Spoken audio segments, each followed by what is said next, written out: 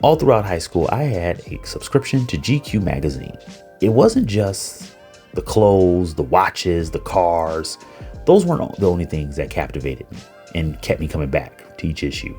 It was the stories of the people being featured, the challenges that they had overcame, their stories of accomplishments, and also their aspirations, what they look to achieve, leave their mark on this world, how they wanted to impact and help people. The art of storytelling isn't going anywhere. And in fact, it's actually growing. The world of publications. Yeah, we may have seen a significant decline in print, but online publications are growing and they're not slowing down by any means all across the world. In fact, it's projected that online publications will see profits into 300 billion within the next 4 years. That's taking all platforms into consideration. Articles, short stories, essays, op-ed pieces, either collected in one publication or distributed in a series of incremental editions, just to ensure you keep capturing the attention of your audience. You can do that. And that's exactly what we're going to get into today in this episode of the Ambition Show podcast. We're going to talk about exactly what it takes to build a publication and to grow a publication, to develop your brand and to build your brand, the platforms and the technology that's out there for you, and which one fits your brand and your brand message, and most importantly, your target audience the most. So let's get it in today on the Ambition Show. Let's start a publication. Let's get it.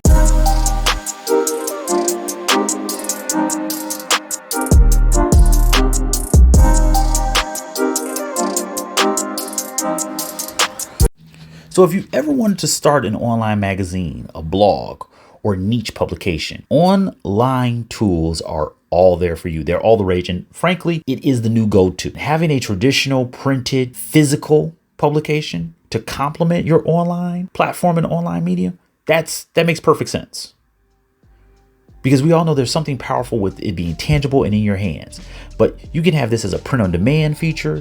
You can have this as an exclusive feature for those who have a certain level of subscription, which is one of the best ways to offer value in your publication. And that's what we're going to get into. Choosing the right platform, growing your audience online for your online publication, monetization strategies, so that way it becomes profitable. And it remains profitable for you and all of those collaborating with you. And the success stories. Because there's a lot of publications that have not only found it as an opportunity, but have thrived in building out their online presence in their online publication. So let's get right into it. How do you choose the right platform? Now, first things first. We're building a webzine here, people, y'all. What is a webzine? It is almost exactly what it sounds like. A magazine online, but not a blog. We have things broken down and segmented out. Maybe we have a feature where people flip pages. We'll talk about different technology. Like I said, this is about the right platforms. So where we want to keep we want to have that same feel of a magazine, right? That same feel of a physical publication. And there's a very important element to that. What people have often missed, one of the most important aspects of a physical book or a physical magazine is that anticipation that you're getting to the finish line. Ever read a book and you're like, oh, wow, got one more chapter to go. And you look at how many pages you've just gone through. You've completed, you successfully achieved and moved to the next stage. The same thing's with the magazine. But it also goes into the inserts and the features within the magazine. Everything from, a flyer, an advertisement, a giveaway, a promotional item. You want your webzine to have a very similar feeling. Like I said, it's not exactly a blog because people often confuse that. And this is where we see errors, right? We see a lot of errors where websites that are supposed to be for newspapers or websites that are supposed to be for magazines, they're just like another blog. And not knocking a blog or hating on the blog, but bringing it back, that's taking a person away from the experience we're trying to present to them. And one of the most successful webzines and online publications was a master at making sure, or is a master because they're still around, they're still growing and they're thriving, And that's Founder. They've been around for a minute. They've been doing the webzine online publication for a minute. They are top of mind for many entrepreneurs who want to stay up to date on critical information that impacts them as a target audience. Pulling from the traditional publications like Forbes and Entrepreneur, but leveling up and leveraging the technology that's available today. Now, you might be asking, well, how do I do that? And how can I get this done? At exactly how to do this and make sure it's an overall beautiful experience for the consumer, specifically who wanted a webzine. But the platform you choose will not only impact the feeling of achievement in completing that webzine and being a part of that publication, but it will also and how they have to interact with it. That's what I'm saying. Make sure you're staying away from the blog feel, because you're trying to present a full magazine, a full online publication, in a totally different arena, right? You're thinking this is supposed to be the online version of a GQ, of a Forbes, The Economist, and whatever you want to compare yourself or whatever you're competing against. You know how I feel. There's no competition, just contemporaries, right? So you're just in the same space. There's enough room for everybody. There's enough room for your niche, or you know how they say it. So, what are those platforms that you can get the full webzine feeling? First, start off with, well, surprisingly, even though you're staying away from blogs, the go-to blog platform, WordPress. Now, the reason why you would start off, or we can say WordPress is kind of that first basic level, is because there's so many customization options to where you can give a great online magazine feeling. Everything from a flip book to a slider to a scanner, inserts. Because WordPress is open source and it's open season, there's so many opportunities to build out a great online web presence for your publication. Specifically, that can help your book be found or your magazine be found from all types of SEO, plugins, connections, and opportunities to keep it growing organically. But then monetization features, which we'll get into as well. And at the end of this episode, we have a list of some of the best plugins that you could use for that platform to build out your ideal webzine. Which goes to the next one, Ghost, a clean, modern alternative that's all about optimizing that customer and that community around your webzine. Now, Ghost is relatively new compared to some of the other platforms we're going to go over, but it has become the go-to platform for a lot of people wanting to start their webzine, especially because of the subscription and membership aspects of the platform that are directly built in, directly integrated. Unlike a WordPress where you would have to connect, and it would make sense as you grow, you definitely want to have somebody with more technical, polished, knowledge. We've built a few online webzines for clients. Actually, one of the first WordPress websites I did was literally a newspaper that somebody had a very niche newspaper for their industry, and they wanted to bring it online. We have a link to those platforms that we've built in the description of this episode, because it's good to understand that maybe you could evolve, right? You can start off with one and then you can go to the next one. The key is just to get started, which leads to the third alternative, Beehive. Now, Beehive has one of the most important elements to any membership, any subscription, any community that's online. It integrates, it is easily built off of the power of email marketing, because anyone worth their salt in marketing, especially digital marketing, will tell you email marketing ain't going nowhere, and it still converts at a higher level than social media. So you might have more social media followers, but how many are actual customers? You may have social media followers, but how many are actually engaging with your content? Think about it this way. You send that email, you have a 60% better chance of that email not only being opened, but being read and converting one way or another, whether it's just a lead, whether it's a sale, than a social media post. That's a scary number. So for those who are not investing in email marketing, you're really missing the ball. Because it's hard to bring social media followers to your email list. It's really easy to bring email subscribers to your social media. That should tell you something. And Beehive thrives off of that. But here's what makes Beehive truly a powerful tool. It optimizes monetization from that email marketing list. It's built by one of the most successful, and when I say successful, not just popular. I ain't, no offense, but popular is cool, but popular ain't gonna pay my bills, right? One of the most profitable professional newsletters probably in history, right? We got to do a deep dive and research of that, because I wouldn't be shocked if this is easily in the top 5, maybe even number 1 of all time. The same developers who worked on and created that platform went out and created Beehive, to where everyone could enjoy the same profitability and luxury and the fruit of that labor.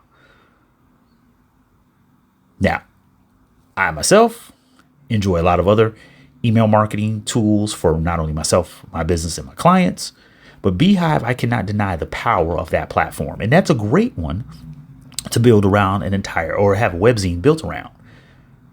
Because the idea is to connect and build a community that is willing to pay, but is also interested in other brands that align with your brand. It's a great opportunity to build a community from both vendor, business to business, as well as business to consumer standpoint. Then there's Substack. Now, Substack is fantastic if you're a writer and you're trying to push out the publication on your own. You're kind of a one-person show, but you want to build out, your group, and then you find other writers, find other editors, and you collaborate. One thing I've seen a lot of great editors and writers do from platforms like Medium is they come over to Substack, because they've built that community, they've built that connection, and now they build a new publication on Substack, which goes to Medium, which has been a go-to choice for quite some time. It's kind of, I would say, after a few other pieces of technology, a few platforms we're going to get into, Medium kind of became that next stage, right? Well, if you don't want to go as far as building out your own website, which I always would suggest, if you wanted to build something that kind of had that SEO already built into it because people were coming there looking for a publication, you could try Medium.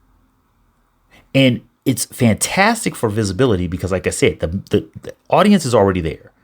Unlike a Substack where you kind of have to build it up from scratch, Beehive is a little closer, where it has a lot of those elements built into it because it was designed with a kind of that following, that email following already.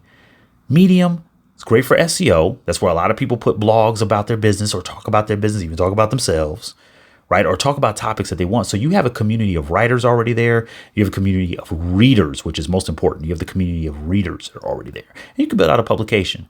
The customization elements, not as advanced, of course, as your own website or WordPress, which is why I always still say go to your own website first. But you do have opportunity to really brand yourself. We have a couple publications as well on Medium. It's a fantastic platform to start off. And I would say that if it's your first time doing this, maybe that's a good platform to kick it off with. If you're just getting started, don't have that subscription list already, right? But you want to build it fast, that's where the Beehive and the Substacks can come in. But if you want full ownership and full control, that's where ideally a WordPress or a Ghost would be. If you want the visibility, at least to start off, Medium would be a good place to start off. But I would definitely suggest, bring it to one of the other platforms. Now, here are 4 more platforms where a creator can really produce and distribute and sell magazines. And this is going both for that digital and that physical. No additional plugins necessarily. No additional moves to make. It's kind of already built in for you to have that online presence and that physical, if you do still want that physical aspect, especially with the print on demand piece. Issue, or Isuzu. I think of the old car company. Isuzu, remember Isuzu? I think of that, right? Well, they're still around, right? But it's a leading digital publishing platform that allows creators to design, publish, and monetize digital magazines, right? With fully interactive elements built and embedded into the site itself. So you don't have to worry about adding the plugins, adding the extensions, adding those things that you need to get the most robust and a customized WordPress website. Because we all know, listen, don't let anybody fool you. People say, oh, you don't need any of those things to build a WordPress website. I hate that. It's the biggest miscommunication, not even miscommunication, it's misinformation. You can have 100% free website with WordPress. Not true at all. First off, nothing's 100% free. It's going to cost you something. But for it to be what you really want it to be, you're going to need to pay. And you should pay because it's ownership. It's a property. It's an asset, a part of your business. But if at the very least we're talking about publications, here's a platform. You don't need to pay for those additional pieces or add in those additional elements or have the technical knowledge to get the most out of the online publication aspect. Then there's Magloft. This is a no-code digital magazine platform, okay?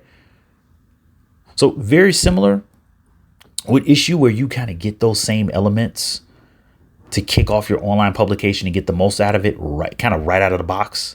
You know, an old developer term, out of the box. In other words, you don't need to customize it additionally. You don't need to go in and change the code. It has what you need from everything from the web presence as well as app distribution. Okay, so you can make in-app purchases. Or I should say your customers can make in-app purchases. Provides you with paywalls and, of course, a membership-based platform. And that is critical, right? Just like I brought up with Beehive, Substack even has a subscription and a membership and a paywall aspect. Because the key is that you want this to be your business. And this is going to be your publication. But you may not, once again, want that technical lift of a WordPress site.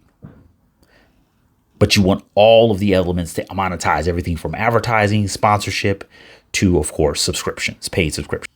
One great business model is to, if you're a coach or you're a mentor, you know, you do executive leadership, something like that, and you have your own publication.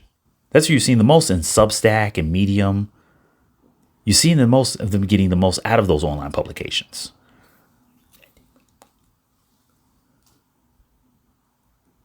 So, as you can see, there's many options and many opportunities. We have links to each one of those opportunities in the description of this episode. And just to call out right now, we're going to actually have a how to build a publication on Medium session. There's a link to that invite in the description of this episode. Be sure to check that out. So if you used to Medium or it's your first time with Medium and you're thinking about using Medium for your publication, I built a couple publications for clients. I built one for myself. I'm going to build one for the podcast. And that's actually what we're going to be doing on the session. Just check out that link and let me know what you think. And that's what we're actually going to be doing in that session. It'd be a great opportunity for you to learn and meet the other members of the community. So when we come back, we're going to go over growing that audience because, yeah, you're on Substack, you're on Ghost, you're on, Beehive, but how do you really build out the audience and bring in the crowd for your online publication? We'll get into it when we get back. Okay, great. So you publish your publication, your webzine is out there, you're writing these great articles, you have fantastic imagery, you have great covers, but you don't have readers. You don't have readers. What's the point? Keep social media social is my first piece of advice. Just be real. Be honest. Be who you are. Get active on Instagram, LinkedIn, X, Pinterest, Facebook. There's so many places. But here's specifically why you would leverage social media first when building out that community. Two key elements here. Your voice based on the platform, and then you can leverage groups. And we brought up in a past episode the power of social media groups. That is incredibly important here. Get in groups, get active, find out the pain points. Your articles and your content should be around those pain points. Your articles and your content should be solving those problems. Your articles and the content should be about actively creating conversations around those topics. But you won't know those topics if you're not in those groups, you're not in the community. Join groups that align with your book. Join groups that align with your webzine. Join groups that align with the publication, no matter what it is. And aligning with the publication is not only the topic itself, but specifically people's takes on the topic as well. Because that's where the conversations are going to lie the most. And don't get in there just saying, hey, I wrote a book, I wrote a magazine, or I just dropped my magazine, I just published a magazine. Get in there and get active in the conversations. And then when you come back to those communities after you started publishing, or you're in the process of publishing, this is my opinion, this is my take on things, and we write more about it. We talk more about it. Let's get active. Let's get in here. But you had already established trust with these communities. You didn't just come in and start selling them. Leverage social media for what it's for. Social, conversation, connecting with people. And the best way to do that, Facebook groups, LinkedIn groups, subreddits. Then, of course, that's going to go into, of course, what your content strategy is, because you're going to understand, do people like memes? Do people like videos? Are people listening to the audio? Are people just going to pictures? Are they sharing, stock photo? Are they sharing a real photo, day in the life, selfies? What's going on? How do they like to communicate? And what do they consume the most? Because remember, communication is listening, not talking, not just telling, listening. How do they like to be communicated with? How do they like to connect? Once you learn that, your content will follow, and that goes right into SEO. The keywords that you should be choosing. The length of the articles. Should they be full articles? Are they op-ed? Are they more fact-based? Focus on the stats and focus on the actual events as opposed to someone's opinion. Or maybe you want all opinion and you just want to call out, hey, these are the specific facts, but these are all op-ed pieces. See, knowing what's going on and what people are talking about in those groups will then go into what people need to hear, what people want to learn, and what people want to consume. And of course, I mentioned it before. Email marketing. See, the goal here should be to get people, yes, to those platforms of publication, but get them to sign up. Get them to sign up. And I'm not talking about monetization. I'm talking about a way to communicate with them, because the Facebook group could be gone one day. The subreddit could be closed down one day. You don't control those platforms, and those platforms could be gone. One day you could wake up, all of the Reddit website is gone. Now what? What do? You have no way to connect with your audience. Don't make that mistake. Don't be that business owner. Don't be that entrepreneur that leverage their entire business, their livelihood on a social media platform that they have no ownership in and that has no loyalty to you. So if you're not using a platform that leverages email marketing and newsletters specifically from a subscription and membership standpoint immediately, like a Beehive or a Substack, then great platforms like ConvertKit, MailChimp, Constant Contact, those are great opportunities for you to develop an email marketing campaign. Now, backing up for a second, just in case people don't know, and that's fine if you don't know, you don't want to say, hey, well, what about everybody on my contact list in my email account? Those aren't subscribers. They didn't sign up for that newsletter. They didn't sign up for that magazine. They didn't sign up for that webzine. And don't go in there and treat it like that. Not only will you get dinged and called out as spam and for potentially for phishing and all that stuff, right? Which can get your email sent immediately to people's junk and spam folders before they even get to see the content that you just spent hours on. No, not even that part. I'm not worried about that part yet. What I'm focusing on, the fact is, you could just be wasting a lot of time, effort, and energy and burning bridges.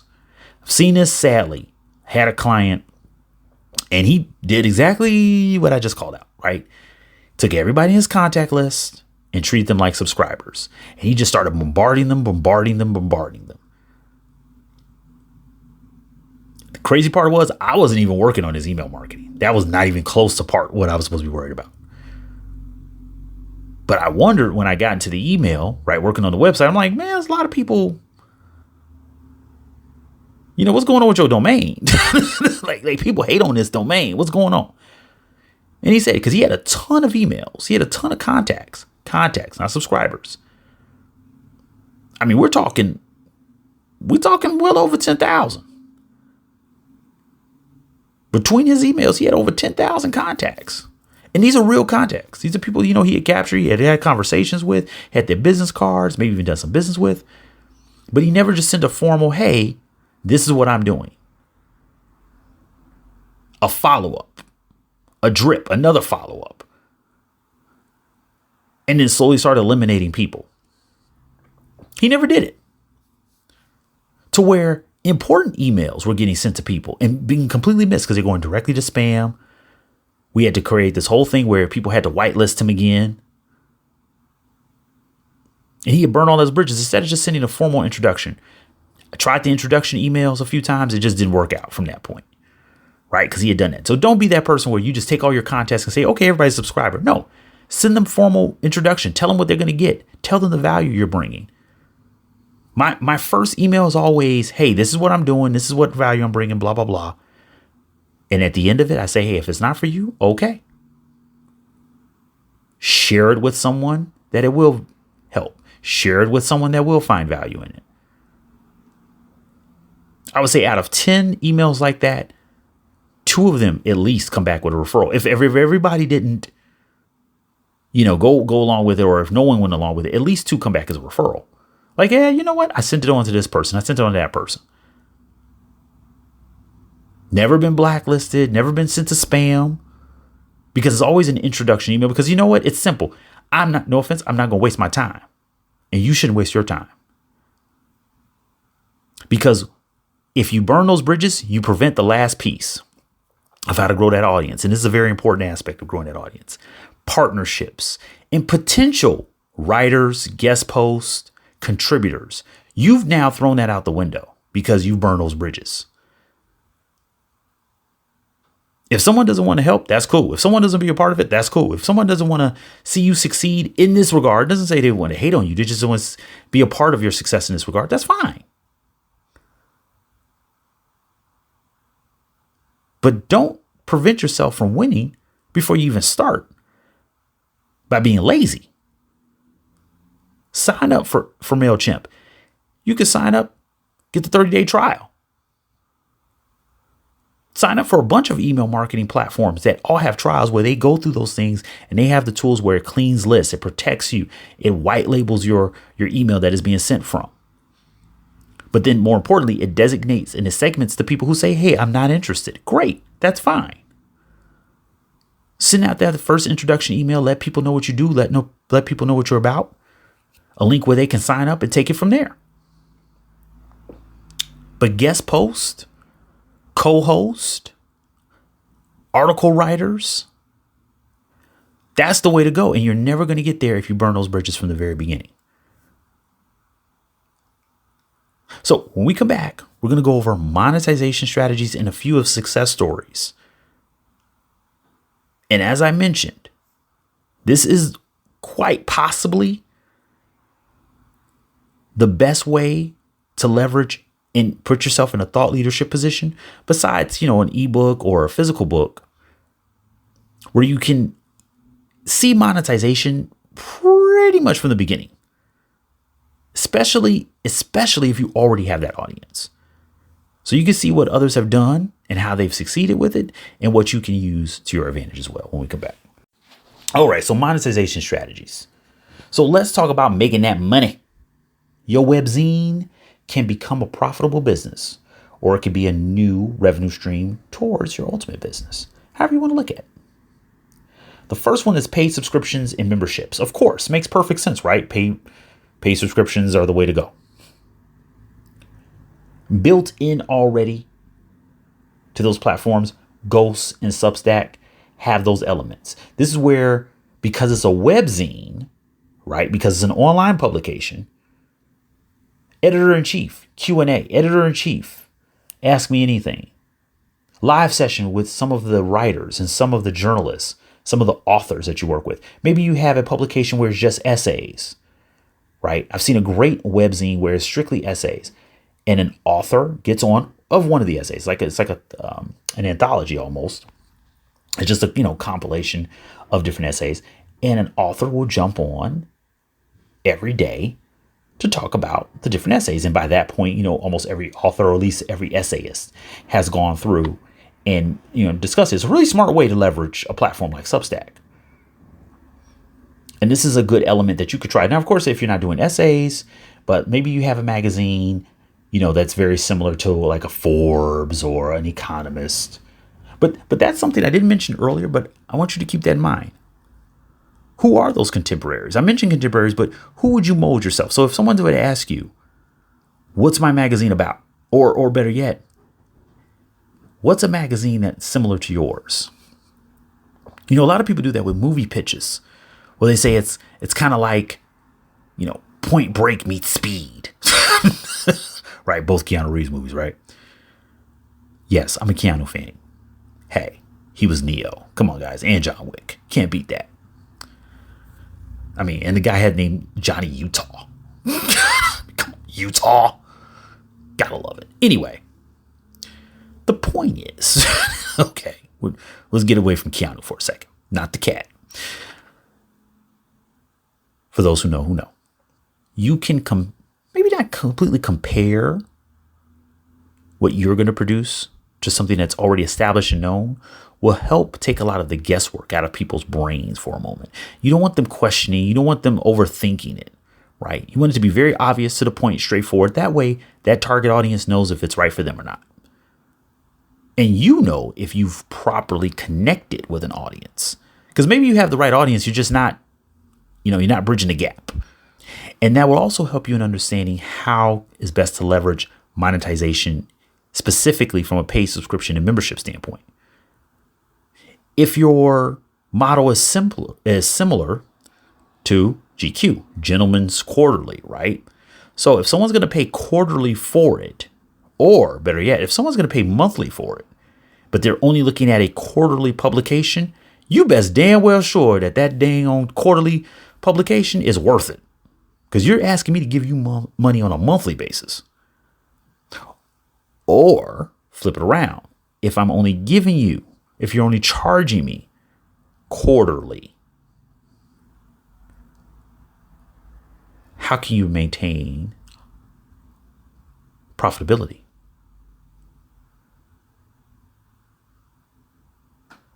How can you truly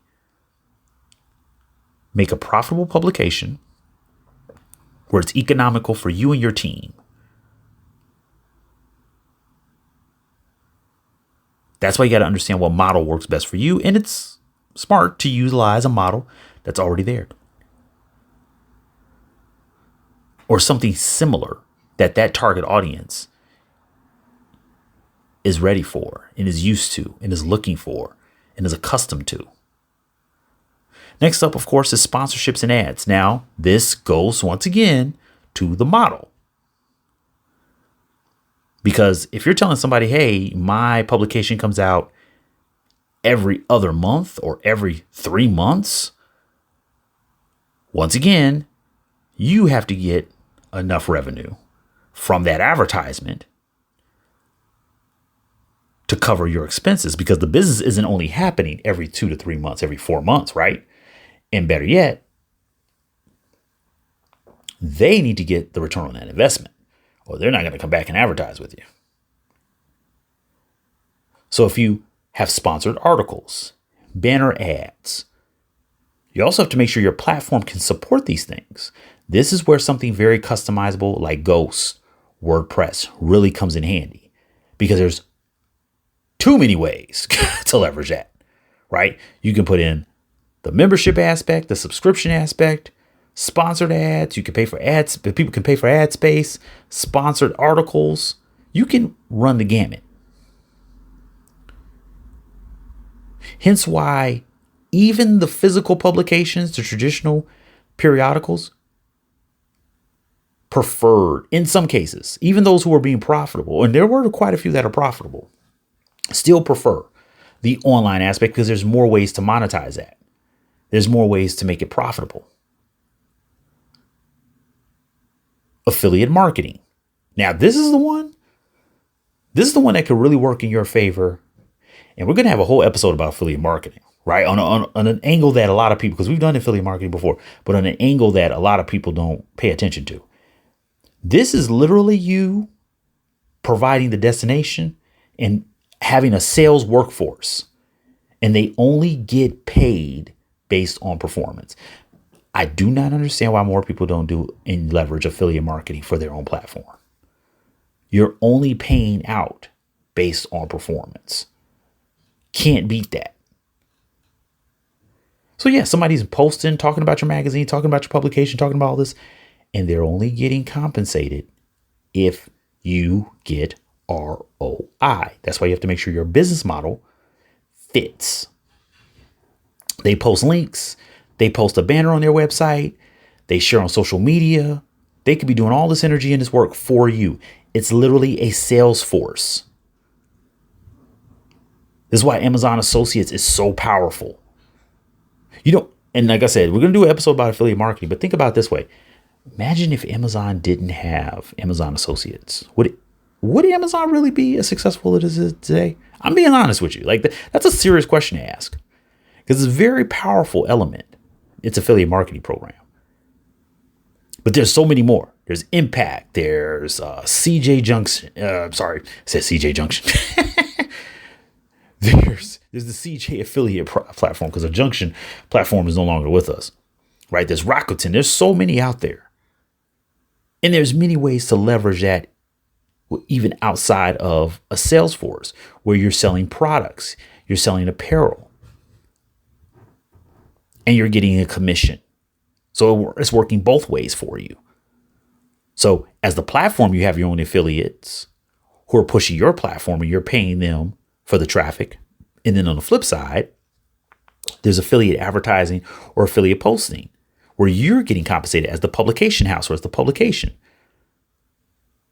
for traffic that you're bringing to a platform.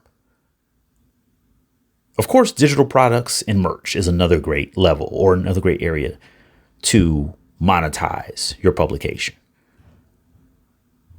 As I brought up before, one of the best things you could do is you can have an exclusivity thing where we have a physical magazine, or we have a physical publication. People pay extra for that, or there's a higher level of membership where that's included. Then, of course, you have branded merchandise, t-shirts, apparel, ugly sweaters. And the great part about this is that you can make it fully align to what you do. I've seen a digital publication that's specifically for graphic designers, which makes perfect sense. It's for graphic designers, UX designers. And you know the products that they have? Mouse pads, sleeves for laptops and MacBooks, right? They have products that fit that target audience. You can get as creative as possible with this. And then, of course, finally, events and webinars. Now, I will say this. I brought up what could be done with the Substack as the paid or the tipping kind of Q&A, ask me anything sessions. Webinars are a great tool from a free aspect to bring people in. You can monetize those, but you just got to make sure that people are getting the content that's worth it, right? Because there's something about asking a question that's taking time out of somebody's day directly. I'm asking a bunch of questions, getting some answers. That makes sense. But if it's just a webinar and signing up, that should be a great lead generation tool. Not necessarily what you want to monetize, although maybe that webinar is led by a thought leader. Maybe that webinar is led by, and this goes back to that guest and partnerships, people who have a name and who are bringing people to your platform. And maybe you even have to compensate them to lead that webinar, to lead that presentation, to lead that speak session or Q&A session or that speaking engagement. So then, you want to charge a premium because that's a premium event. We see this all the time with publications that have been around for years, Vanity Fair, Cosmopolitan, GQ, they have events, right? Maybe you do have a live session and a live event that you charge people to come out for, as you charge people to come to, because also the guests that'll be a part of that. There's some good opportunities there. And there's a ton of ways to combine just based on the model, though. Remember, you want to make sure it fits the model. So I would always say start off with, okay, my publication is going to be my twist on GQ, my twist on Esquire, my twist on X, or it's a combination. And then you can start taking from that business model what works, what doesn't work on an online level, on an exclusivity level, or on your platform that you've selected. So, speaking of platform selected, speaking of being successful, what are some success stories? Brain Pickings, which is the original name of this publication, right? By Maria Popova. If I mispronounce that, my bad, y'all, my bad. But she actually started this as a side project, which was really crazy because it was curating deep dive essays on literature and philosophy. It doesn't sound like something that a lot of people are going to buy into, but that's my point. You know your niche, you know your audience, you know what they want and what they're looking for. And this is the great part about a digital publication. You can really niche down, which people say niche down because you're getting farther down. You're really kind of getting more of a smaller group. But I actually look at it as you going up. Because if you have an audience that is really, really dialed into a topic, into a subject, and they're craving content about it, and you provide them not only the quality, because remember, quality is about the value you bring. That's all in the eyes of the beholder. That's all in the reader, in the audience.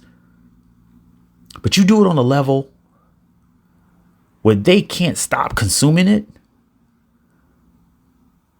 That's raising the bar. That's going up.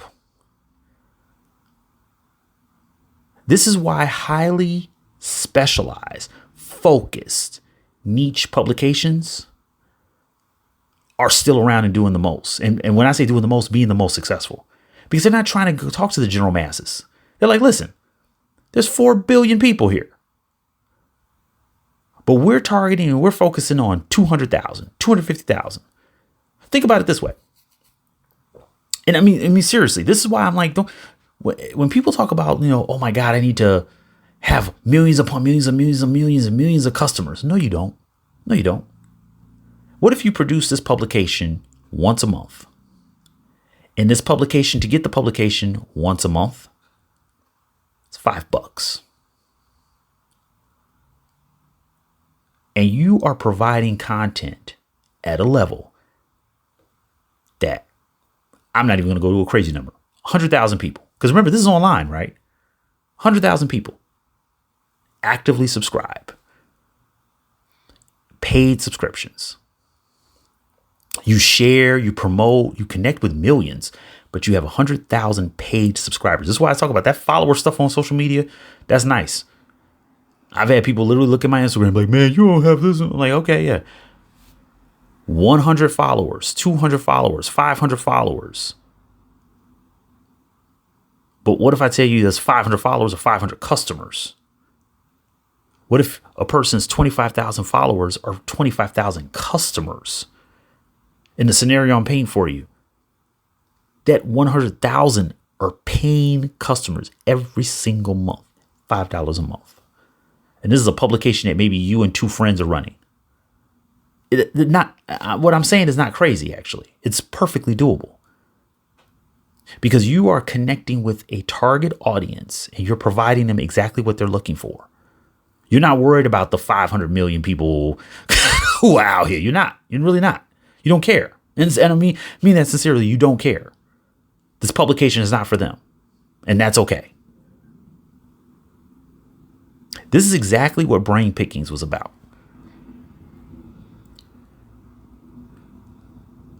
Donations from readers because they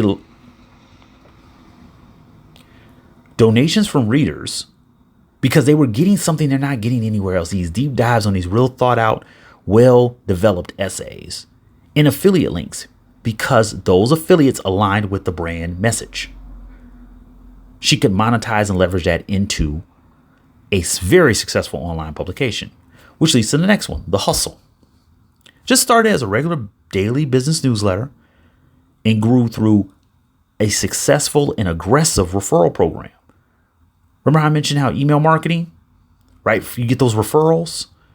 So you're not burning bridges. You're building relationships. Hey, if this is not for you, connect it to over here. If it's not for you, send it to that person. If this is not for you, that's okay. Give it to this person. A publication that was later acquired by one of the biggest software as a service corporations, the CRM that I use, y'all, the CRM that I always recommend, HubSpot. They acquired the digital publication for $27 million because the loyal followers were there. Dazed Digital. Now, originally came from Dazed and Confused magazine. So keep that in mind. It was, an actual magazine, physical magazine first. Leveraging fashion, talk about youth culture and brand partnerships. Brand partnerships. Because it built that community and brands saw, hey, this is a great way to get in front of that community, to build with that community, to leverage that community, to connect with that community. And then finally, Sunset Magazine, known for being the premier resource for achieving the ultimate Western lifestyle in the U.S. Audience, community, your niche. The experts in the magazine, right? Experts from around the industry that talked about this, that already had their following, could share things about decorum, design. Did I say decorum? I said decorum, y'all. If no one corrected me and no one laughed at me, y'all wrong. Y'all supposed to tell a brother when he make a mistake like that. I'm going to leave this in. I meant decor. You better tell me about myself. I meant decor.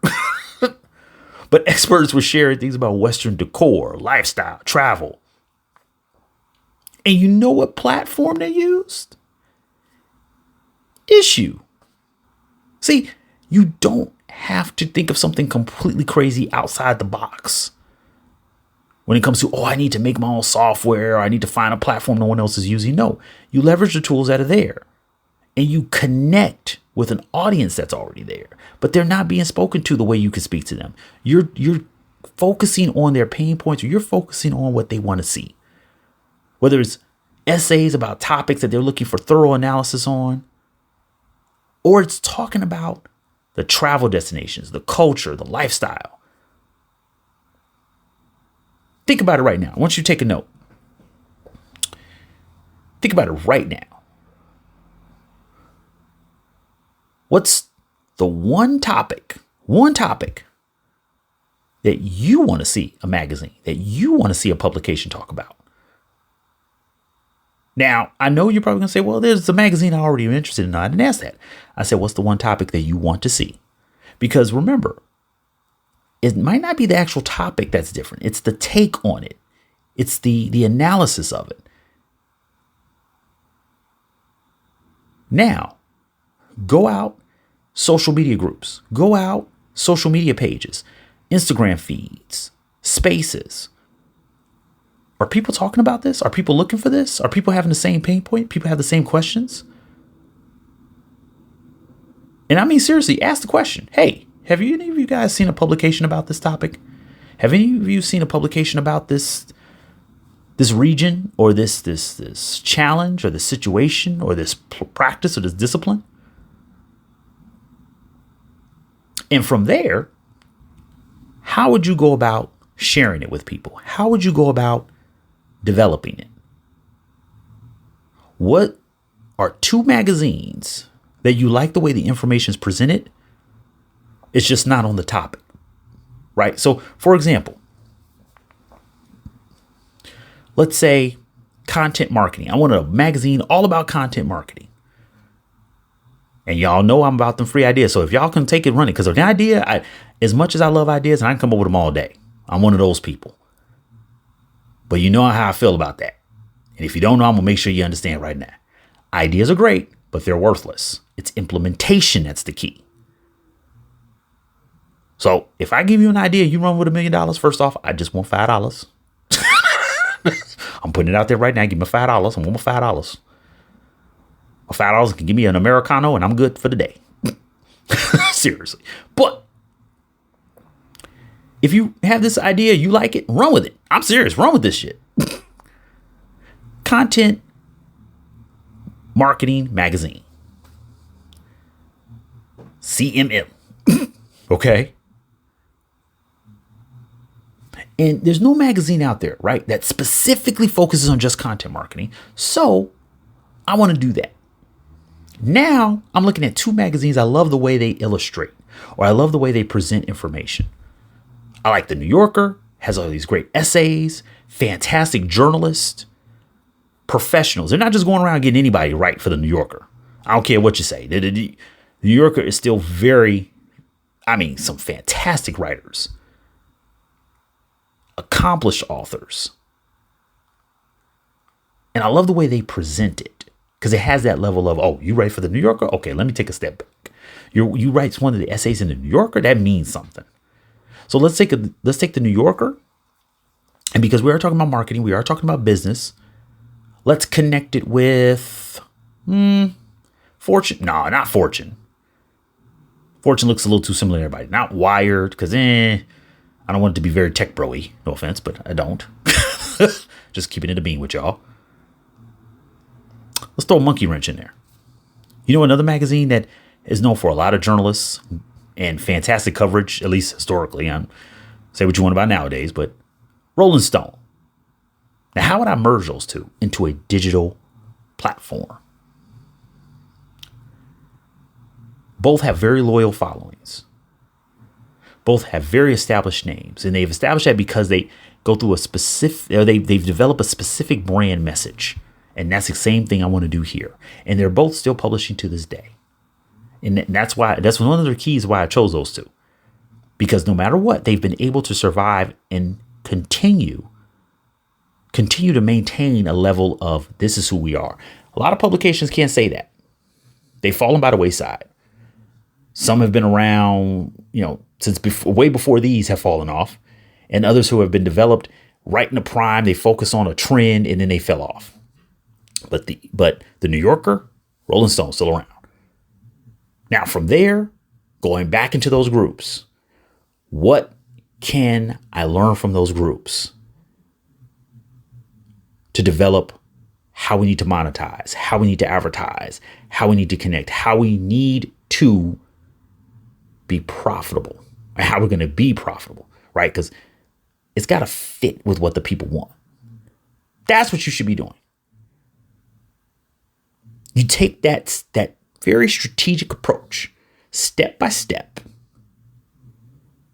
And hell, if there is a magazine that's already for content marketing, are they doing it the exact same way I'm going to go about it?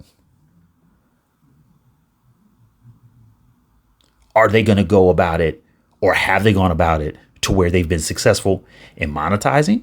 I can tell you there's a couple of magazines that are very successful in followers, but they have a challenge monetizing it with those followers, that they've had to maintain free editions. And the only way they can maintain free editions is because, of course, advertisers. That's challenging. Because if the ROI does not always come back, you know what's going to happen? They're going to lose advertisers. They're going to lose sponsors. So that's the approach you should take with it. Which leads into what to read for this episode. And I'm going to suggest something different because it's got to stay on brand. It's got to stay on brand here. Check out publications on Medium. And I've got links to those publications on Medium. Completely different publications. Completely different. Some are focused on fiction writing. Some are focused on poetry. Some are focused on business. But I've got one for each of those top categories. And I want you to see how you can build a thriving publication on an online platform. And you can run with it. A few of them actually have physical editions, which you pay a premium for, which makes perfect sense. Because if this is something you've been kicking around, this is a great way not only to be a thought leader, but this is a great opportunity for you to connect with an audience and build a long-term relationship with them. People talk about the power of writing a book, but the same power is there in a periodical. Hell, Jeff Bezos, Elon Musk, and we can go far back. Rupert Murdoch, we can go to all different generations. But there's a reason why business owners, titans of industry, as they're called, of course, have always wanted to be involved in publications, specifically periodicals.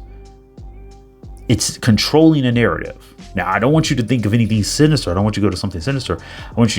It's more of a positive angle, but I want you to keep in mind that's also an aspect of it. Now you have an outlet. You do have an outlet to advertise your own business. You have an outlet to advertise your own ideas.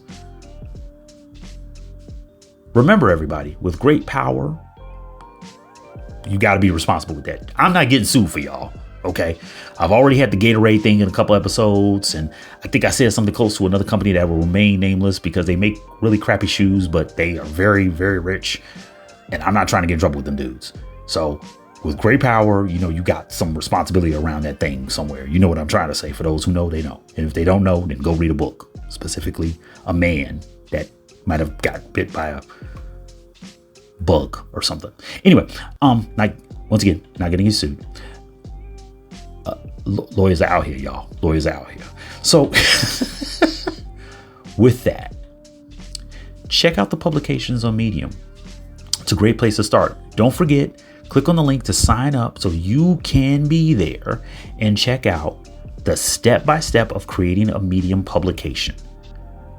Okay, this is a step-by-step, top to bottom of how to create your own Medium publication. It's a great place to start off. Low lift. And what I mean by that is it's not a heavy, budget or time consuming. All you got to come with your creativity and consistency. That's really what you're coming in there for. That's really how you get the most out of that platform. I love it. Love writing on Medium. Over on my YouTube channel, it's a couple episodes where I'm actually writing a few of the essays. I'm going to start putting up the video essays too. Somebody asked me to check out, I mentioned how I done a video essay before, and they asked me to put it up there just based on one of the Medium articles I wrote. So I'll do the same. I'll put it in there. Anywho, thank you so much for checking out this episode of the Ambition Show podcast, running a successful online publication. Don't forget, 1, sign up for the session where we create a Medium publication. Also, check out the Medium publications that I've linked to in the description. Which one fits what you want to produce? Which one fits the type of magazine or type of publication? Is Medium right for you? There's links also to the other platforms. Maybe one of the other platforms right off the bat fits what you're looking for. But with this, you can at least see, hey, this might be where I can get my start, get my voice out there, and then I can transition to another platform. We have a lot of people who've done that with Medium, and they've gone over to Substack, they've gone over to Beehive, they've gone to Ghost, all types of platforms. So with that, guys, thank you so much once again joining me for another episode of the Ambition Show podcast. I've been your host, Aaron Muhammad. Best to you and yours. Peace.